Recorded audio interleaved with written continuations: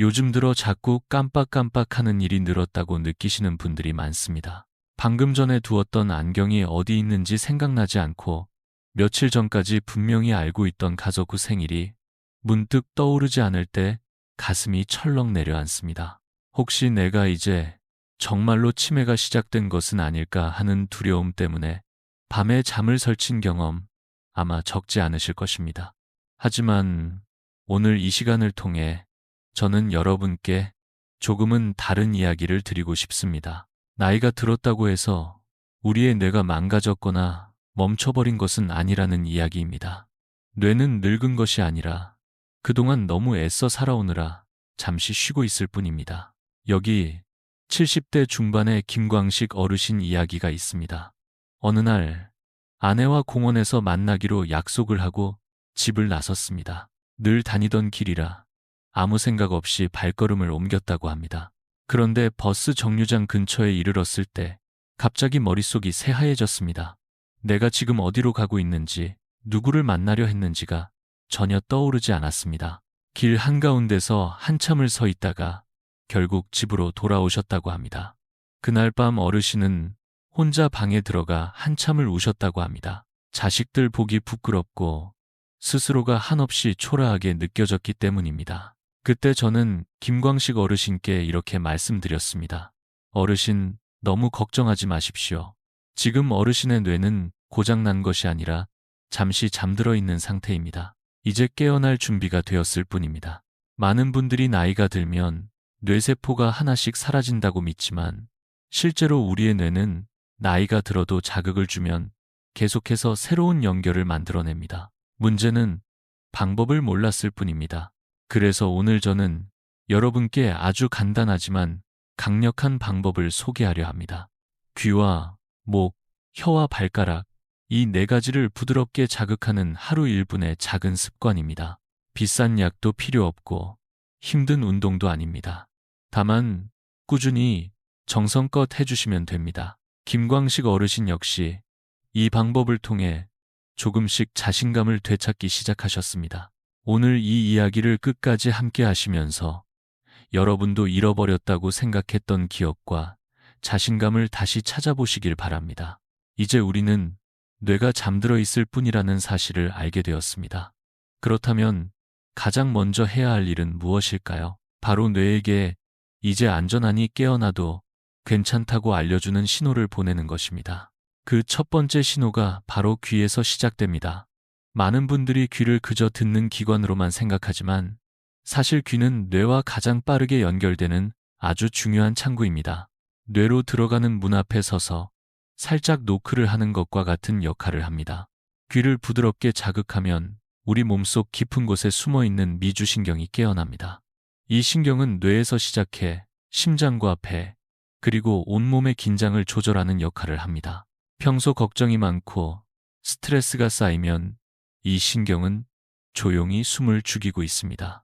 그 결과 머리는 늘 긴장한 상태가 되고 작은 일도 잘 기억하지 못하게 됩니다. 이때 귀를 천천히 당겨주는 것만으로도 뇌는 이제 조금 쉬어도 되겠구나 하고 안정을 찾기 시작합니다. 방법은 아주 간단합니다. 양손으로 귀의 윗부분을 잡고 바깥쪽으로 부드럽게 늘려줍니다. 그 다음 중간 부분을, 마지막으로 귓불을 같은 방식으로 당겨줍니다. 각각 잠시 숨을 고르듯 천천히 하시면 됩니다. 중요한 것은 힘이 아닙니다. 귀가 기분 좋게 늘어난다는 느낌이면 충분합니다. 짧은 시간이지만 이 자극은 뇌에 분명한 메시지를 보냅니다. 이제 긴장을 풀어도 괜찮다는 신호입니다. 김광식 어르신도 처음에는 반신반의하셨습니다. 귀를 만진다고 뭐가 달라지겠느냐며 웃으셨습니다. 하지만 며칠 지나지 않아 가장 먼저 달라진 것이 있었습니다. 잠이 깊어졌다는 것입니다. 예전에는 밤에 몇 번씩 깨곤 했는데 어느 순간부터 아침까지 푹 자는 날이 늘어났다고 하셨습니다. 깊은 잠은 뇌에게 가장 큰 선물입니다. 낮 동안 쌓인 피로와 노폐물을 정리하고 기억을 정돈하는 시간이기 때문입니다. 귀 자극이 중요한 이유는 바로 여기에 있습니다. 기억력은 낮에만 만들어지는 것이 아니라 밤에 정리되며 단단해집니다. 귀를 통해 뇌를 편안하게 만들어주면 뇌는 스스로를 돌볼 여유를 얻게 됩니다. 그 결과 아침에 일어났을 때 머리가 맑아지고 작은 일에도 덜 불안해집니다. 이것이 바로 뇌를 깨우는 첫 단계입니다. 이렇게 귀를 통해 뇌의 문을 살짝 열어주었다면 이제 다음 단계로 넘어갈 준비가 된 것입니다. 문이 열려 있어야 안으로 공기와 빛이 들어오듯 다음 동작은 뇌로 가는 길을 시원하게 트는 역할을 합니다. 바로 목에서 시작되는 움직임입니다. 귀를 부드럽게 당겨 뇌의 문을 열었다면 이제는 그 문을 통해 신선한 공기가 자연스럽게 드나들 수 있도록 길을 넓혀 주어야 합니다. 그 길목은 바로 목입니다. 목은 뇌와 몸을 잇는 통로이자 뇌로 가는 피와 산소가 지나가는 중요한 관문입니다. 마치 좁은 터널을 넓혀야 자동차가 원활히 통과할 수 있는 것처럼 목을 풀어주면 뇌도 숨을 쉬기 시작합니다. 우리는 일상에서 자주 목을 굳게 세우고 살아갑니다. 스마트폰을 오래 보거나 오랜 시간 같은 자세로 앉아 있을 때 목 주위 근육은 뻣뻣해지고 혈관은 점점 좁아집니다. 이렇게 되면 뇌로 올라가는 피가 부족해지고 머리는 멍해지며 생각은 흐릿해집니다. 기억력이 떨어지는 이유 중 하나가 바로 이 혈액의 흐름이 막히기 때문입니다.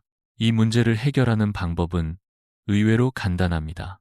거북이처럼 천천히 아주 부드럽게 고개를 오른쪽으로 돌렸다가 다시 정면으로, 이어서 왼쪽으로 돌렸다가 다시 정면으로 돌아오는 동작을 반복해 주는 것입니다. 중요한 것은 절대 빠르게 하지 않는 것입니다. 통증이 느껴지지 않을 정도로 긴장을 풀듯이 움직이는 것이 핵심입니다. 김광식 어르신도 이 동작을 처음 배웠을 때는 별다른 느낌이 없다고 하셨습니다. 하지만 며칠 지나자 머릿속이 맑아지는 기분이 들었다고 고백하셨습니다. 안개가 걷히는 느낌이라는 표현을 쓰셨을 정도로 머리가 가볍고 생각이 또렷해졌다고 하셨습니다. 그 전까지는 말하다가 단어가 생각나지 않아 답답했는데 이제는 대화할 때도 자연스럽게 말이 나온다며 웃으셨습니다. 목을 천천히 돌리는 이 단순한 움직임이 뇌에 전하는 신호는 명확합니다. 이제 길이 열렸으니 마음껏 숨 쉬어도 좋습니다. 뇌는 산소를 통해 깨어나고 피를 통해 에너지를 받습니다. 그 통로가 목입니다. 너무 거창한 운동이 아니라도 괜찮습니다. 하루 한 번 잠시 멈춰서 고개를 돌려보는 것만으로도 뇌는 반응합니다. 이제 귀와 목을 통해 뇌로 가는 길을 열었다면 다음은 뇌의 중심부를 직접 자극해 주어야 할 차례입니다. 뇌의 전원을 깊이 있게 켜주는 열쇠는 의외로 아주 가까운 곳에 있습니다. 바로 우리의 혀입니다. 귀와 목을 통해 뇌로 가는 길을 열었다면 이제는 그 길을 따라 뇌 깊숙한 곳까지 직접 닿아야 할 차례입니다. 그 중심부에 자극을 주는 놀라운 비밀은 우리가 매일 사용하는 혀 속에 숨겨져 있습니다. 혀는 단순히 음식을 맛보거나 말을 하기 위해 존재하는 기관이 아닙니다. 뇌와 가장 민감하게 연결된 정교한 근육 덩어리이며 우리의 뇌를 깨우는 또 하나의 리모컨입니다. 혀는 8개의 근육이 복잡하게 얽혀 있는 구조로 이루어져 있고 뇌간에서 시작되는 특별한 신경들과 직접 연결되어 있습니다. 이 말은 곧 혀를 움직이는 것만으로도 뇌에 깊은 자극을 줄 수 있다는 뜻입니다. 특히 이 자극은 뇌세포를 자라게 하는 특별한 물질인 뇌유래 신경 영양인자를 분비시키는데 큰 역할을 합니다. 이 물질은 말이 어렵지만 쉽게 말해 뇌세포에게 힘을 주는 영양제와도 같습니다. 운동 방법은 다음과 같습니다. 먼저 혀끝을 입천장에 강하게 밀어 올리면서 셋을 셉니다. 그 다음에는 입안에서 혀를 시계 방향으로 한 바퀴, 반시계 방향으로 한 바퀴 크게 돌려줍니다. 이 동작을 할 때는 거울을 보면서 따라하시면 더 효과적입니다. 혀의 움직임이 얼마나 크게 도는지를 확인하면서 집중력이 높아지고 자연스럽게 뇌도 깨어나기 시작합니다. 김광식 어르신도 처음에는 이 운동이 꽤 낯설고 쑥스럽다고 하셨습니다. 특히 남들 앞에서는 잘 못하시겠다고 하셨죠. 하지만 매일 혼자 거울 앞에서 연습을 이어가셨고 한 달쯤 지났을 때 놀라운 변화를 경험하셨습니다. 그동안 자신도 모르게 말끝이 흐려지고 발음이 뭉개지는 경우가 많았는데 혀 운동을 하고 나서부터는 말이 또박또박 나오고 자식들과의 대화에서도 자신감이 생겼다고 하셨습니다. 혀 운동의 진짜 가치는 단순히 뇌세포를 자극하는 데에만 있지 않습니다. 그것은 말하는 능력, 삼키는 능력, 표정의 생동감까지도 되살려줍니다. 이는 단지 기억력을 회복하는 차원을 넘어서 노년기 삶의 품격과 인간관계를 지켜주는 매우 소중한 동작입니다. 이제 뇌의 중심에 따뜻한 자극을 보내주었다면 마지막으로 뇌 전체 지도를 환하게 밝혀줄 동작이 남아 있습니다. 바로 우리 몸에서 가장 멀리 떨어져 있으면서도 뇌와 가장 넓게 연결된 부위, 발가락입니다. 혀를 움직여 뇌의 중심을 깨운 우리는 이제 뇌 전체에 고르게 자극을 퍼뜨릴 마지막 단계를 마주하고 있습니다. 그 열쇠는 놀랍게도 우리 몸의 가장 끝에 있는 발가락에 있습니다. 많은 분들이 손보다 덜 쓰이는 부위라 생각하지만 실제로 발가락은 뇌에서 차지하는 지도가 손만큼이나 넓습니다. 다시 말해, 발가락을 세심하게 움직이는 것만으로도 뇌의 넓은 영역에 환하게 불을 켤 수 있습니다. 이 동작은 아주 간단하지만 효과는 강력합니다. 두 발의 발가락을 가능한 한 세게 안쪽으로 움켜쥐었다가 다시 바깥쪽으로 쭉 펴는 동작을 반복해주는 것입니다. 양말을 신고 있어도 괜찮습니다. 중요한 것은 내 발가락 사이가 벌어질 정도로 의식해서 움직이는 것입니다. 하루 30초 정도면 충분하지만 꾸준히 할수록 뇌는 더 빨리 반응합니다. 발가락은 손해와 밀접한 관계가 있습니다. 손해는 균형을 담당하는 뇌 부위로 나이가 들수록 기능이 약해지기 쉬운 곳입니다. 그래서 나이가 들면 작은 울퉁불퉁한 길도 두려워지고 넘어질까 불안해지기 마련입니다. 하지만 발가락을 의도적으로 움직여 자극을 주면 손해가 활발하게 작동하고 몸의 중심을 더 잘 잡아줄 수 있습니다. 결과적으로 낙상의 위험이 줄어들고 걷는 걸음걸이마저 당당해집니다. 김광식 어르신 역시 이 동작을 배우고 나서 산책이 달라졌다고 하셨습니다. 예전에는 조금만 길이 울퉁불퉁해도 발이 헛디뎌 금방 중심을 잃곤 했는데 이제는 바닥을 딛는 발가락이 단단해진 느낌이 들어 걸음이 훨씬 안정되고 자신감도 붙었다는 것입니다. 특히 계단이나 경사진 길에서도 발바닥 전체가 지면을 움켜쥐는 느낌이 들어 한결 든든하다고 말하셨습니다. 발가락 운동은 단순히 균형을 위한 것이 아닙니다. 뇌의 가장 넓은 영역을 자극해 전체적인 활성화를 유도하는데 중요한 역할을 합니다. 4가지 동작 중에서도 마지막 퍼즐 조각처럼 뇌의 지도 전체에 활기를 불어넣어줍니다. 그리고 이 4가지 동작을 언제, 어떻게 실천하느냐에 따라 효과는 배가 될 수 있습니다. 이제부터는 김광식 어르신이 직접 실천했던 하루 루틴을 바탕으로 뇌를 지키는 생활 속 시간표를 함께 나눠보겠습니다. 발가락까지 자극해 뇌의 지도를 환하게 밝혀주었다면 이제 남은 것은 이 4가지 동작을 언제, 어떻게 실천하느냐입니다. 좋은 방법도 꾸준히 이어가지 않으면 소용이 없듯 일상 속에 자연스럽게 녹여내는 것이 가장 중요합니다. 김광식 어르신도 처음에는 자주 까먹고 놓치셨지만 어느 순간부터 이 4가지 동작을 하루의 습관으로 만들며 놀라운 변화를 경험하셨습니다. 어르신은 자신의 뇌를 깨우는 시간을 하루 4번으로 나누셨습니다. 아침, 점심, 저녁, 그리고 잠들기 전. 이 4시점은 각각 뇌의 다른 부분을 깨우고 안정시키는 데 가장 알맞은 순간입니다. 이를 통해 하루 전체를 뇌 건강 리듬에 맞춰 살게 되는 것이지요. 먼저 아침 루틴입니다. 어르신은 눈을 뜨자마자 침대 위에서 발가락 움켜쥐기를 하셨습니다. 이때는 이불 속에서 조용히 발가락을 천천히 움켜쥐고 펴는 동작을 30초간 반복하셨습니다. 밤새 잠들어 있던 뇌의 움직임 센터를 깨우는데 이보다 좋은 시작은 없습니다. 그 다음 화장실에서 세수를 마친 뒤 거울 앞에 서서 혀 밀고 돌리기 동작을 하셨습니다. 거울 속 자신의 얼굴을 바라보며 혀를 크게 움직이는 이 습관은 아침을 밝고 자신감 있게 열 수 있도록 도와주었습니다. 두 번째는 점심 전후의 루틴입니다. 식사 전에는 목 회전 운동을 했습니다. 고개를 천천히 돌려 뇌로 가는 혈관의 길을 열어놓는 겁니다.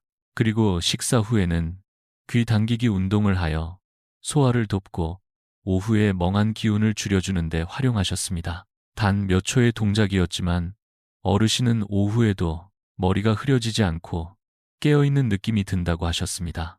세 번째는 저녁 TV 시간입니다. 드라마를 보시다가 광고 시간이 되면 어르신은 자동적으로 4가지 동작을 한 세트로 하셨습니다. 발가락, 혀, 귀, 목의 순서로 딱 1분이면 충분했습니다. 드라마 한 편 보는 동안 광고가 여러 번 나오는 덕분에 하루 권장량은 금방 채워졌습니다. 마지막은 잠들기 전 시간입니다. 이때는 귀와 목을 집중적으로 풀어주셨습니다. 하루의 긴장을 내려놓고 뇌를 부드럽게 이완시켜 깊은 잠에 들 수 있도록 돕는 중요한 시간입니다. 특히 어르신은 이 루틴을 냉장고 문에 적어 붙여두고 100일 동안 빠짐없이 실천하셨습니다. 처음엔 알람까지 설정해 놓고 챙기셨지만 시간이 지나자 양치질처럼 몸에 배어 자동으로 하게 되었다고 합니다. 어느 날 어르신은 이렇게 말씀하셨습니다. 며느리 생일도 잊지 않고 챙기게 됐고 요즘은 버스 노선 번호까지 척척 외울 수 있어요. 그 말에 담긴 뿌듯함과 자부심은 단지 기억력 회복을 넘어 삶의 품격이 달라졌음을 느끼게 했습니다. 이처럼 4가지 동작은 단지 동작 자체보다 그 꾸준함과 생활화가 더 큰 힘을 발휘합니다. 다음은 이 운동을 하며 자주 나오는 질문과 꼭 알아야 할 주의사항들을 함께 살펴보겠습니다. 이제 4가지 동작을 언제, 어떻게 실천하면 좋을지까지 알아보았습니다. 하지만 이 운동을 처음 시작하신 분들 사이에서는 여전히 궁금해하시는 점이 많습니다. 김광식 어르신 역시 실천 초기에는 몇 가지 걱정을 안고 계셨습니다. 그래서 마지막으로는 많은 분들이 공통적으로 물으셨던 질문과 그에 대한 조심스러운 안내 말씀을 드리려 합니다. 첫 번째 질문은 이것입니다. 이 운동 많이 하면 더 좋은 거 아닌가요? 저의 대답은 그렇지 않습니다입니다. 뇌는 자극만큼이나 휴식도 중요하게 여깁니다. 하루에 3번에서 4번 정도 짧고 집중적으로 하는 것이 가장 좋습니다. 너무 자주 혹은 과하게 하면 오히려 근육이 피로해지거나 부담을 줄 수 있으니 기분 좋은 범위 안에서 꾸준히 해주세요. 두 번째는 혀 운동을 하다 보면 턱이 아프다는 분들도 계십니다. 이런 경우엔 절대 무리하지 마십시오. 턱 관절이 약한 분들은 입을 크게 벌리지 않고 혀만 조용히 작게 움직여 주셔도 효과는 충분합니다. 운동은 내 몸의 상태에 귀 기울이는 것부터 시작됩니다. 아프거나 불편함이 느껴질 때는 잠시 멈추고 쉬어가는 것이 현명한 방법입니다. 그리고 마지막으로 꼭 드리고 싶은 말씀은 운동으로 해결할 수 없는 뇌의 신호도 있다는 것입니다. 다음에 3가지 증상이 나타난다면 그때는 병원에서 전문가의 진단을 받아보셔야 합니다. 첫째는 걸음걸이가 이상해지는 경우입니다. 보폭이 좁아지고 발이 바닥에서 잘 떨어지지 않으면 이는 정수리 수두증 같은 질환의 신호일 수 있습니다. 둘째는 갑자기 소변을 참지 못하거나 요실금 증상이 생기는 경우입니다. 셋째는 이유 없는 깊은 우울감에 빠지고 아무것도 하기 싫다는 감정이 지속되는 경우입니다. 이런 변화는 단순히 뇌가 잠든 것이 아니라 치료가 필요한 상태일 수 있습니다. 이 모든 이야기를 통해 제가 여러분께 드리고 싶은 진심은 단 하나입니다. 우리의 뇌는 나이가 들어도 절대 포기하지 않는다는 것입니다. 오늘 이 시간을 끝까지 함께 해주신 여러분은 이미 그 첫걸음을 내디디신 분들입니다. 그 용기와 결심만으로도 뇌는 반응합니다. 처음에 눈물로 시작했던 김광식 어르신의 이야기 기억하시지요? 지금은 동네 경로당에서 이 운동을 친구들에게 가르쳐주며 기억력 박사라는 별명까지 얻으셨습니다. 나는 매일 내 몸속 리모컨으로 뇌를 깨우고 있어요 라고 웃으며 말씀하시는 그 표정엔 더 이상 불안도 두려움도 없었습니다. 여러분도 충분히 그렇게 될 수 있습니다. 단 하루 1분 작은 실천이 모여 내일을 바꾸고 10년 뒤의 삶을 지켜줄 수 있습니다. 내일 아침 눈을 뜨자마자 발가락을 한번 움켜쥐어 보십시오. 그것이 여러분의 뇌를 위한 가장 따뜻한 첫 인사가 될 것입니다. 진심으로 고맙습니다. 여러분의 기억력이 날마다 더 선명해지고 마음이 늘 평안하시길 기원합니다.